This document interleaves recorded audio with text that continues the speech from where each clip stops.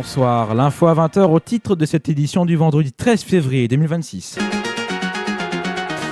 Les agents fédéraux de l'ICE vont progressivement se retirer de Minneapolis selon Tom Hamman, le responsable de la politique migratoire. Il affirme que le président américain Donald Trump a accepté sa proposition de mettre fin à cette opération. Pour autant, l'ICE ne disparaît pas dans le reste des États-Unis où elle continue de mener ses opérations.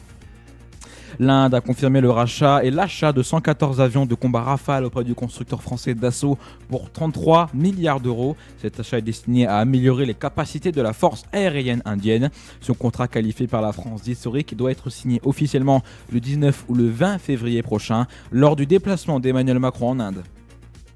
La Norvège n'exclut pas qu'une annexion du territoire par la Russie fasse partie de leur plan pour protéger leur propre arsenal nucléaire, selon le chef d'état-major de l'armée norvégienne. La raison, la Russie abrite dans la péninsule de Kola, à la frontière norvégienne, des sous-marins nucléaires, des missiles terrestres et des avions à capacité nucléaire. Un très haut responsable de la junte militaire du Niger a appelé la population à se préparer pour la guerre avec la France, accusant la France de chercher à déstabiliser ce pays d'Afrique de l'Ouest. Il a désigné Emmanuel Macron comme, je cite, le sponsor des djihadistes de l'État islamique. L'armée française a assuré qu'il n'est pas question d'intervention.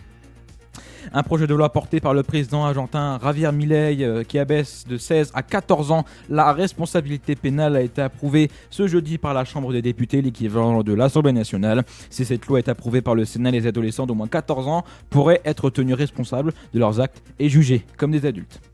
Et enfin, on termine sur un flashback. Il y a 22 ans, le 13 février 2004, était créé l'Euromillion, une loterie commune à 12 pays européens organisée 2 fois par semaine. L'Euromillion détient le record du plus gros gain remporté par un joueur en Europe, 240 millions d'euros en 2023.